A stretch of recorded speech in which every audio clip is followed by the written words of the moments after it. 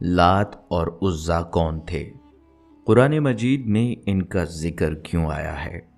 بسم اللہ الرحمن الرحیم۔ السلام علیکم معزز خواتین و حضرات، عزا انسانی تاریخ کی ایک ایسی عورت تھی جس کے حسن و جمال کے چرچے پورے عرب میں عام تھے۔ وہ نہ صرف حسین و جمیل تھی بلکہ اپنے کرشماتی انداز، دلکشی اور اثر انگیز شخصیت کی وجہ سے لوگوں کے دلوں پر راج کرتی تھی۔ عرب کے لوگ عزا کو محض ایک عورت نہیں بلکہ سیاہ و سفید کی مالکن سمجھنے لگے، یعنی عزا ایک ایسی دیوی جس کے اشارے پر لوگ اپنی قسمت کو بدلتا دیکھتے تھے، اور دوسری جانب تھا لات، ایک نیک سیرت، باکردار اور خوش اخلاق نوجوان۔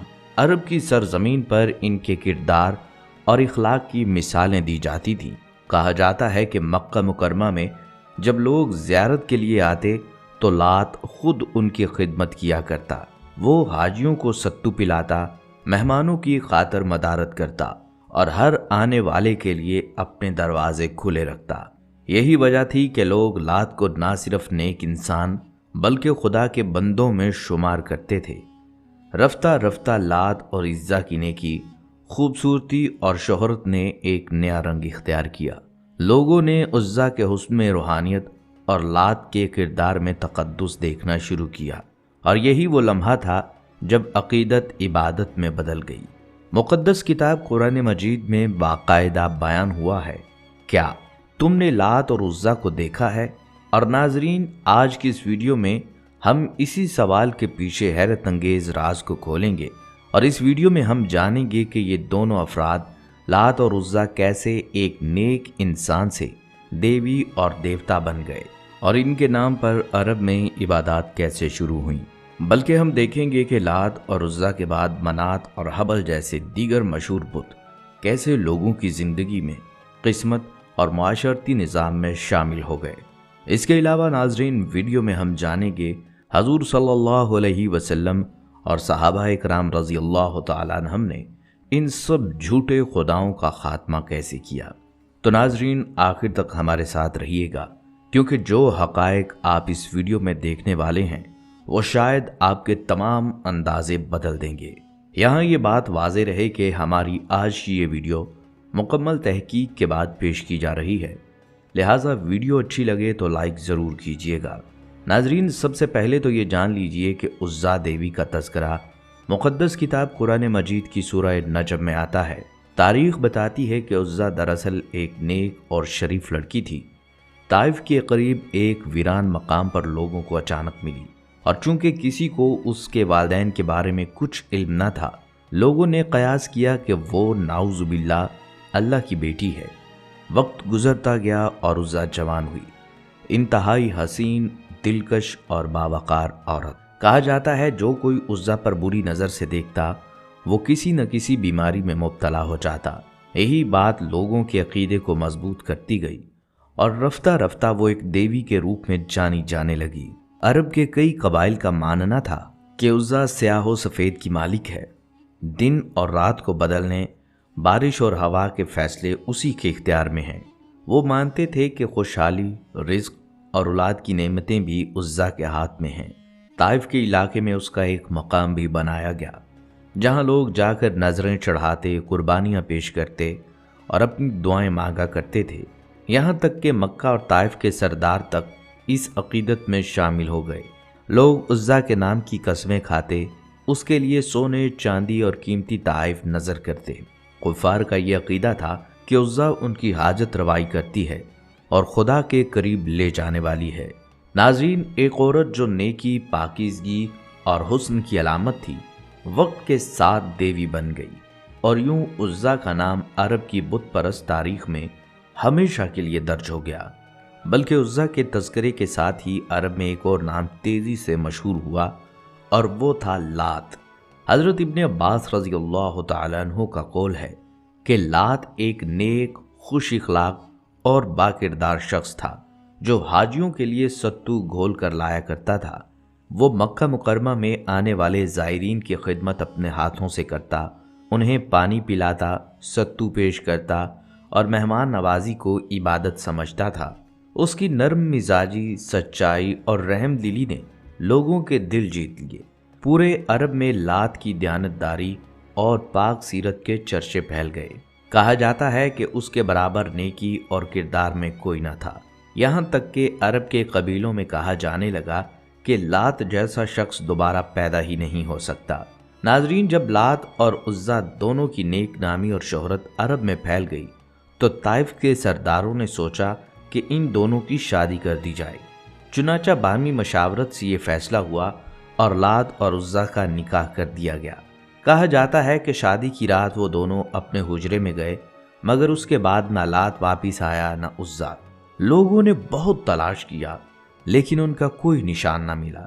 یہ وہ لمحہ تھا جب افواہوں نے عقیدے کا روپ اختیار کر لیا۔ لات کے چاہنے والے کہنے لگے کہ لات اور عزا ہمیشہ کے لیے امر ہو گئے، جبکہ عزا کے ماننے والوں کا کہنا تھا کہ کسی مرد نے کبھی عزا کو ہاتھ نہیں لگایا اور اس کی پاکیزگی کو آسمان نے اپنے پاس اٹھا لیا۔ اس کے غائب ہونے کے بعد لوگوں نے ان کے نام پر بت بنا لیے۔ چونکہ عرب سرزمین پہلے ہی بت پرستی میں مبتلا تھی، اس لیے عرب سرزمین پر لات اور عزا کو سب سے بڑے اور مقدس ترین بتوں کا درجہ دے دیا گیا۔ مکہ کے مشرکین کا عقیدہ تھا کہ لات خوشحالی، زرخیزی اور خوبصورتی دیتا ہے، جبکہ عزا دن اور رات، روشنی اور تاریکی اور موسموں پر اختیار رکھتی ہے۔ لوگ ان کے نام پر قسمیں کھاتے، ان کے سامنے منتیں مانگتے اور یہاں تک کہ ان کے لیے جانور قربان کرتے۔ یوں وقت گزرتا گیا اور ایک دن ایسا آیا کہ عقیدت عبادت میں بدل گئی۔ لات اور عزا جو کبھی نیک انسان تھے، اب عرب کی سرزمین پر دیوی اور دیوتا بن چکے تھے۔ ایک مشہور مورخ ابن اسحاق رحمۃ اللہ علیہ فرماتے ہیں کہ لات کا مرکز طائف تھا اور اس پر قبیلہ ثقیف کا مکمل اختیار تھا۔ لات کے نام پر جو نظریں، قربانیاں اور چڑھاوے چڑھائے جاتے، ان سب کی آمدن بنو ثقیف میں بانٹی جاتی تھی۔ یوں اس بت سے صرف عقیدہ نہیں بلکہ کاروبار بھی جڑا ہوا تھا۔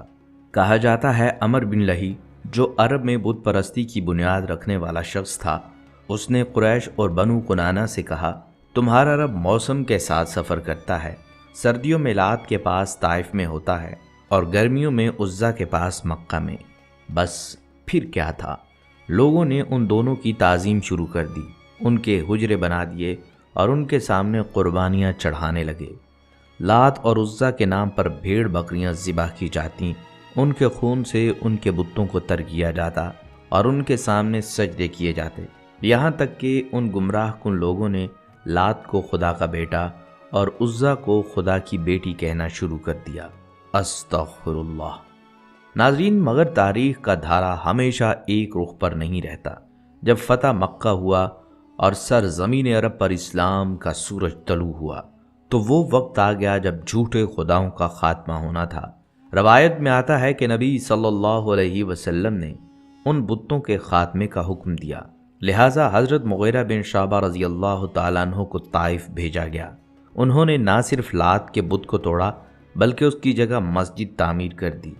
یوں وہی سرزمین جو کبھی لات اور عزا کے نام پر چکتی تھی، اب صرف اللہ واحد القہار کے حضور سجدہ ریز تھی۔ اور ناظرین، اسی طرح عزا کے خاتمے کے لیے حضور صلی اللہ علیہ وسلم نے حضرت خالد بن ولید رضی اللہ تعالیٰ عنہ کو بھیجا۔ تاریخی کتابوں کے مطابق جب رسول اللہ صلی اللہ علیہ وسلم نے مکہ مکرمہ کو فتح کیا تو آپ صلی اللہ علیہ وسلم نے حضرت خالد بن ولید رضی اللہ تعالیٰ عنہ کو فرمایا کہ وہ وادی نخلا جائیں اور وہاں موجود 3 چھاؤں والے درخت کو تلاش کریں جو عزا کے مندر کے قریب واقع تھے۔ جب وہ تینوں درخت تلاش کر لیں تو پہلے کو کاٹ دیں۔ یہ درخت ایسا تھا جو بنا آبیاری کے خود بخود اگنے لگتا تھا۔ حضرت خالد بن ولید رضی اللہ تعالیٰ عنہ نے حضور صلی اللہ علیہ وسلم کے حکم کے مطابق درخت کو کاٹ دیا۔ واپسی پر حضور صلی اللہ علیہ وسلم نے پوچھا، کیا تمہیں کچھ غیر معمولی نظر آیا یا محسوس ہوا؟ حضرت خالد بن ولید رضی اللہ تعالیٰ عنہ نے عرض کیا، نہیں سرکار دو عالم صلی اللہ علیہ وآلہ وسلم، مجھے وہاں کچھ عجیب یا غیر معمولی محسوس نہیں ہوا۔ آپ صلی اللہ علیہ وآلہ وسلم نے فرمایا، پھر جاؤ اور دوسرے درخت کو بھی کاٹ دو۔ حضرت خالد بن ولید رضی اللہ تعالیٰ عنہ نے دوسرا درخت بھی زمین بوس کر دیا۔ واپسی پر وہی سوال پوچھا اور حضرت خالد بن ولید رضی اللہ تعالیٰ عنہ نے دوبارہ کہا کہ کچھ بھی غیر معمولی نہیں ہوا۔ پھر حضور صلی اللہ علیہ وسلم نے حکم دیا کہ تیسرے درخت کو بھی کاٹ دو۔ ناظرین، جب حضرت خالد بن ولید رضی اللہ تعالیٰ عنہ تیسرے درخت کے پاس پہنچے تو منظر ناقابل یقین تھا۔ عزا برہنہ حالت میں کھڑی تھی، بال پھیلے ہوئے، دانت پیستے ہوئے اور شدید غصے کی حالت میں تھی، اور اس کے پیچھے عزا دیوی کے مندر کا محافظ بھی چلا رہا تھا۔ اس کا نام دبیہ بن سلمہ تھا۔ جب اس نے حضرت خالد بن ولید رضی اللہ تعالیٰ عنہ کو دیکھا تو اس شیطان شکل عورت عزا نے کہا کہ خالد پر زور سے حملہ کر اور خبردار پیچھے نہ ہٹنا، اپنی اوڑھنیاں اتار ڈال، کیونکہ اگر آج تم نے خالد پر حملہ کر کے اس کو قتل نہ کیا تو یہ تمہیں شدید ذلت سے دوچار کر دے گا۔ حضرت خالد بن ولید رضی اللہ تعالیٰ عنہ نے عزا سے مخاطب ہوئے کہا، میں تیرا انکار کرتا ہوں، تجھے پاک اور مقدس نہیں مانتا، اور میں دیکھ رہا ہوں کہ اللہ نے تجھے ذلیل و رسوا کر دیا ہے، تو شیطان ہے۔ یہ کہہ کر حضرت خالد بن ولید رضی اللہ تعالیٰ عنہ نے حملہ کر دیا اور اپنی تلوار سے اس کے سر پر وار کیا۔ حضرت خالد بن ولید رضی اللہ تعالیٰ عنہ نے عزا کو مارنے کے بعد جب دیکھا تو وہ شیطان عورت جل کر راکھ کا ڈھیر بن چکی تھی۔ اس کو کیفر کردار تک پہنچانے کے بعد حضرت خالد بن ولید رضی اللہ تعالیٰ عنہ نے دبیہ کو بھی مار دیا اور اس برائی کو ہمیشہ ہمیشہ کے لیے جڑ سے اکھاڑ کر پھینک دیا۔ اس کے بعد حضرت خالد بن ولید رضی اللہ تعالیٰ عنہ آقا دو جہاں صلی اللہ علیہ وآلہ وسلم کے خدمت میں حاضر ہوئے اور یہ سارا واقعہ آپ صلی اللہ علیہ وسلم کے سامنے بیان کیا۔ آپ صلی اللہ علیہ وسلم نے فرمایا، اے خالد، یہ عزا تھی جو اب آئندہ عربوں میں نہ ہوگی اور نہ اب اس کی عبادت کی جائے گی۔ ناظرین، وہ دن تھا اور آج کا دن ہے۔ عربوں میں سب سے زیادہ لائق تعظیم سمجھی جانے والی عزا کا کوئی نام لیوا ابھی باقی نہیں ہے۔ ناظرین، یہاں یہ بات بھی جان لیجئے کہ لات اور عزا کے بعد عرب کے مشرکین کے سب سے بڑے معبودوں میں سے ایک منات نامی بت بھی تھا۔ منات کو عرب کے لوگ قسمت، وقت اور تقدیر کا مالک مانتے تھے اور یہ عقیدہ رکھتے تھے کہ انسان کی زندگی، خوشحالی، بیماری اور موت تک کا اختیار اسی کے ہاتھ میں ہے۔ جو شخص اس کی رضا کے بغیر کوئی کام کرتا ہے اس کے لیے نقصان یا مصیبت لائی جاتی ہے۔ منات کا مرکز مکہ مکرمہ کے جنوب میں واقع تھا، جہاں ہر سال حج کے موسم میں قبائل آتے اور قربانیاں پیش کرتے۔ یہ عبادت کا مرکز صرف روحانی نہیں بلکہ سیاسی اور معاشرتی حیثیت کا بھی نشان تھا، کیونکہ قبائل کے سردار اپنی اہمیت ظاہر کرنے کے لیے منات کی عبادت میں بڑھ چڑھ کر حصہ لیتے تھے۔ تاریخی حوالوں کے مطابق منات کے بت کے مندر کے قریب ایک خاص گھنا درخت تھا، جہاں لوگ اپنے جانور، قیمتی اشیاء اور نقد بطور قربانی لاتے اور دن رات اس بت کی پوجا کرتے تاکہ قسمت اور خوش قسمتی حاصل ہو۔ لوگ اس کے نام پر قسمیں کھاتے اور زندگی کے اہم فیصلوں میں اس سے مدد طلب کرتے۔ اس کے بت کو عربوں میں سب سے زیادہ معزز اور طاقتور سمجھا جاتا اور اس کے مندر کے گرد ہر وقت لوگ عبادت اور قربانی کے لیے موجود رہتے۔ جب اسلام نے عرب کی سرزمین فتح کی تو حضور صلی اللہ علیہ وسلم نے حضرت علی رضی اللہ تعالیٰ عنہ کو حکم دیا کہ وہ منات کے بت کو توڑ دیں۔ حضرت علی رضی اللہ تعالیٰ عنہ نے حضور صلی اللہ علیہ وسلم کے حکم کی تعمیل کرتے ہوئے اس بت کو زمیں بوس کر دیا اور یوں عرب کے مشرقین کا سب سے قدیم اور طاقتور بت ہمیشہ کے لیے ختم ہو گیا۔ اس واقعے نے واضح کر دیا کہ اسلام نے شرک کے ہر بڑے مظاہر، چاہے وہ خوش قسمتی، تقدیر یا وقت سے جڑے ہوں، ان سب کو ہمیشہ کے لیے ختم کر دیا۔ آج عرب کے کسی مقام پر منات کا کوئی نام یا نشان باقی نہیں اور لوگ صرف واحد اللہ کی عبادت کرتے ہیں۔ ناظرین، تاریخی حوالوں سے یہ بھی واضح ہوتا ہے کہ منات کی عبادت سب سے زیادہ قبائل، قریش اور خفیف کے درمیان مشہور تھی۔ لوگ عید اور موسم حج میں اس کے مندر کے گرد جمع ہوتے، قسمیں کھاتے، قربانیاں دیتے اور رزق و اولاد کے لیے دعا کرتے تھے۔ بعض قبائل کا عقیدہ تھا کہ موت یا بچاؤ کا اختیار بھی منات کے پاس ہے، اس لیے اس کے مندر پر زبردست احترام کیا جاتا تھا۔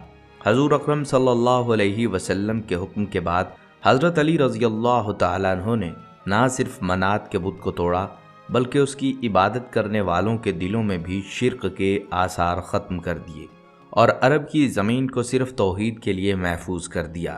ناظرین، لات، عزیٰ اور منات کے بعد عرب کے سب سے مشہور معبودوں میں سے ایک حبل بھی تھا۔ یہ بت خاص طور پر کعبہ کے اندر واقع تھا اور مشرکین کے نزدیک قسمت کے فیصلوں کا ایک اہم ذریعہ سمجھا جاتا تھا۔ لوگ اپنے مستقبل اور فیصلوں کے لیے تیر اندازی کرتے اور حبل کے سامنے نیک یا بد قسمت کا فیصلہ کرتے۔ حضور صلی اللہ علیہ وسلم کے قیام اسلام کے بعد حضرت علی رضی اللہ تعالیٰ عنہ یا حضرت ابو عبیدہ بن جراح رضی اللہ تعالیٰ عنہ نے حبل کے بت کو توڑ کر اس پر قابو پا لیا اور یوں عرب کے مشرکین کا سب سے بڑا بت بھی ہمیشہ کے لیے ختم ہو گیا۔ اسی طرح تاریخ میں یہ بات بھی درج ہے کہ عرب کے مختلف قبائل کے پاس ان کے اپنے مقامی بت بھی تھے، جیسے سادہ، یاغوس، نصر اور یسع۔ سادہ کو زرخیزی کی علامت، یاغوس کو طاقتور جنگجو، نصر کو فتح اور شہرت کا نشان، اور یسع کو قبائلی محافظ اور رہنما کے طور پر مانا جاتا تھا۔ لوگ ان بتوں کے نام پر قسمیں کھاتے، قربانیاں چڑھاتے اور زندگی کے اہم فیصلوں میں ان کی مدد طلب کرتے تھے۔ یہ بت نہ صرف روحانی اہمیت رکھتے تھے بلکہ عرب کے معاشرتی اور سیاسی نظام میں بھی شامل تھے، کیونکہ قبائل کے تعلقات، معاہدے اور جنگوں کے فیصلے ان کے وجود پر منحصر ہوتے تھے۔ اسلام کے قیام کے بعد یہ تمام بت، چاہے وہ مقامی ہو یا کعبہ کے اندر، توڑ دیے گئے اور ان کی عبادت ختم کر دی گئی۔ الحمدللہ آج وہ زمانہ ختم ہو چکا ہے جب لوگ بتوں کی پرستش کرتے تھے۔ آج عرب کی سرزمین مکمل طور پر اسلام کی تعلیمات کے تحت محفوظ ہے۔ یہی وہ سرزمین ہے جہاں سے نبی صلی اللہ علیہ وسلم نے توحید کی روشنی پوری دنیا میں پھیلائی۔ رسول اللہ صلی اللہ علیہ وسلم نے فرمایا، جو شخص اس حال میں فوت ہو کہ اللہ تعالیٰ کے ساتھ کسی کو شریک ٹھہراتا ہو، وہ جہنم میں داخل ہوگا۔ بلکہ ایک روایت میں حضرت جابر رضی اللہ تعالیٰ عنہ بیان کرتے ہیں کہ حضور صلی اللہ علیہ وسلم کی خدمت میں ایک شخص حاضر ہوا اور عرض کرنے لگا، یا رسول اللہ صلی اللہ علیہ وسلم، وہ کون سی چیزیں ہیں جو جنت یا دوزخ کو واجب کر دیتی ہیں؟ رضی اللہ تعالیٰ عنہ بیان کرتے ہیں کہ رسول اللہ صلی اللہ علیہ وسلم کی خدمت میں ایک دیہاتی حاضر ہوا اور عرض کرنے لگا، یا رسول اللہ صلی اللہ علیہ وسلم، مجھے ایسا عمل بتائیے جسے اختیار کرنے سے میں جنت میں چلا جاؤں۔ آپ صلی اللہ علیہ وسلم نے فرمایا، اللہ تعالیٰ کی عبادت کرو، اس کے ساتھ کسی کو شریک نہ ٹھہراؤ، فرض نماز ادا کرو، فرض زکوٰۃ دو اور رمضان کے روزے رکھو۔ دیہاتی نے عرض کیا، قسم ہے اس ذات کی جس کے قبضہ قدرت میں میری جان ہے، میں ان اعمال میں نہ کمی کروں گا اور نہ زیادتی۔ جب وہ شخص چلا گیا تو آپ صلی اللہ علیہ وسلم نے فرمایا، اگر کسی کو اہل جنت میں سے کسی جنتی انسان کے دیدار کا شوق ہے تو وہ اس شخص کو دیکھ لے۔ ناظرین دیکھیے، اللہ تعالیٰ کے ساتھ دوسروں کو شریک ٹھہرانا سب سے بڑا ظلم اور بدترین جرم ہے۔ یہ ایسا بھیانک اور گھناؤنا کام ہے کہ اگر کوئی شخص شرک میں ملوث رہا اور توبہ کیے بغیر مر گیا اور اللہ کے حضور اس حال میں حاضر ہوا کہ اس کے ساتھ شرک بھی شامل ہے، تو یہ گناہ اسے دوزخ میں لے جائے گا، کیونکہ یہ اللہ کی کتاب میں ناقابل معافی گناہ ہے اور اس کے مرتکب پر اللہ نے جنت حرام کر دی۔ اب ناظرین، سوال یہ ہے کہ شرک کی معافی کیوں نہیں اور مشرک پر جنت کیوں حرام ہے؟ علماء کرام نے اس بات کو سمجھانے کے لیے بہت خوبصورت مثالیں دی ہیں۔ ان میں سے ایک مثال میاں بیوی کے رشتے کی ہے۔ وہ کچھ یوں ہے، ایک سلیم الفطرت شخص کبھی اپنی بیوی میں کسی اور کی شراکت برداشت نہیں کر سکتا۔ ایک طرف وہ اپنی بیوی کے لیے دن رات محنت کر رہا ہو، اسے کھلا رہا ہو، ہر سہولت فراہم کر رہا ہو، اور دوسری طرف اگر اسے معلوم ہو کہ اس کی بیوی کی محبت، تعلق یا دلچسپی کسی اور کے ساتھ ہے، یا وہ اپنے خصوصی حقوق میں کسی اور کو بھی شریک کرتی ہے، تو وہ اس غلطی کو کبھی معاف نہیں کرے گا۔ ہاں، باقی چھوٹی موٹی کوتاہیاں یا خامیاں زندگی میں معاف کی جا سکتی ہیں اور تعلق جاری رکھا جا سکتا ہے، لیکن شوہر کے خاص حقوق میں شراکت ایک ایسی غلطی ہے جو کبھی معاف نہیں ہو سکتی۔ اب غور کیجئے، یہ مثال صرف سمجھانے کے لیے ہے، ایک انسانی رشتے کی مثال ہے جو چند لفظوں میں ٹوٹ سکتی ہے، لیکن ہمارا اللہ کے ساتھ تعلق خالق اور مخلوق کا تعلق ہے، اس سے کہیں زیادہ اہم اور مضبوط ہے۔ ہمیں سمجھنا ہوگا کہ اللہ ہمارا خالق ہے، مالک اور رب ہے۔ ہم چاہیں یا نہ چاہیں وہ ہمارا خالق و مالک ہے۔ جس طرح کوئی اپنے والدین کے رشتے سے انکار نہیں کر سکتا، اسی طرح اللہ کے ساتھ اپنے خالق اور مالک کے رشتے کا انکار بھی ممکن نہیں۔ ناظرین، اسی مثال سے علماء نے یہ سمجھانے کی کوشش کی ہے کہ ہم پیدا تو اللہ کے ذریعے ہوتے ہیں، رزق بھی اللہ دیتا ہے، اور ہماری ساری زندگی اسی انتظام پر چلتی ہے۔ کیا کبھی ایک لمحے کے لیے بھی کوئی دوسرا حقیقتاً ہماری زندگی برقرار رکھنے کے عمل میں شریک ہے؟ نہیں۔ تو پھر خدا کی غیرت کو کیوں گوارا ہوگا کہ ہم اس کی مخلوق ہو کر اس کے ساتھ کسی دوسرے کو شریک کریں؟ ہمیں زندگی وہ عطا کرے اور ہماری نیاز مندیاں دوسروں کے لیے وقف ہوں۔ ہم رزق کھائیں اللہ کے عطا کیے ہوئے رزق سے، ہم زندہ رہیں اللہ کی مہربانی سے، اور ہمارا خوف اور ہماری امیدیں دوسروں سے وابستہ ہوں۔ نہیں ناظرین، یہ کیسے ہو سکتا ہے؟ ہمیں سب کچھ اللہ کی طرف سے ملتا ہے، ہم سر جھکائیں دوسروں کے سامنے جو خود ہماری ہی جیسی کمزور اور بے بس مخلوق ہیں۔ شرک کی بنیاد میں ہی یہ خیال کار فرما ہوتا ہے کہ اللہ کی طرف کسی کمزوری، محتاجی یا عیب کو منسوب کیا جائے، حالانکہ اللہ ہر کمزوری، ہر محتاجی، ہر عیب سے پاک ہے۔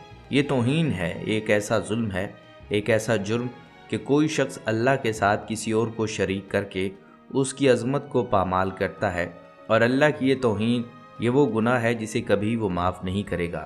یہی وہ جرم عظیم ہے جس کی معافی اللہ کی بارگاہ میں ممکن نہیں، اور یہ معاملہ ایسا حساس ہے کہ سیدنا جابر بن عبداللہ رضی اللہ تعالیٰ عنہ کہتے ہیں، ایک شخص نے نبی صلی اللہ علیہ وسلم سے پوچھا، یا رسول اللہ صلی اللہ علیہ وسلم، دو واجب کر دینے والی چیزیں کیا ہیں؟ آپ صلی اللہ علیہ وسلم نے فرمایا، جس کو اس حال میں موت آئے کہ وہ اللہ کے ساتھ کسی کو شریک نہ کرتا ہو وہ جنت میں جائے گا، اور جس کو اس حال میں موت آئے کہ اللہ کے ساتھ کسی کو شریک کرتا ہو وہ جہنم میں داخل ہوگا۔ ناظرین، سبھی انبیاء کرام ایک اللہ وحدہ لا شریک کی عبادت کا حکم کرتے آئے۔ تمام انبیاء کرام اور رسول بت شکن تھے۔ اسی صراط مستقیم پر گامزن رہنے کے لیے امت مسلمہ کے لوگ اپنی بساط کے مطابق برسرکار رہتے۔ اس مقدس جد و جہد میں سب سے زیادہ اسی مقدس خطے کے فرزندوں کا حصہ ہے، جہاں بت شکن مسیحا انسانیت، راہبر انسانیت، راہبر کائنات رسول کریم صلی اللہ علیہ وسلم نے اپنے شب و روز بسر فرمائے، اور آپ صلی اللہ علیہ وسلم کے وصال کے بعد یہ سلسلہ رکا نہیں اور نہ ہی رکے گا۔ مسلمان اپنے رہبر و رہنما، سپہ سالار امن حضرت محمد صلی اللہ علیہ وسلم کے احکامات پر چلتے ہوئے ہمیشہ بت شکن رہے۔ تاریخ بھری پڑی ہے ایسے واقعات کے ساتھ کہ کس طرح مسلمان سلاطین نے کافروں کے بڑے بڑے معبدوں کو زمیں بوس کیا۔ برے صغیر پاک و ہند میں کروڑوں بتوں کی پوجا کی جاتی تھی۔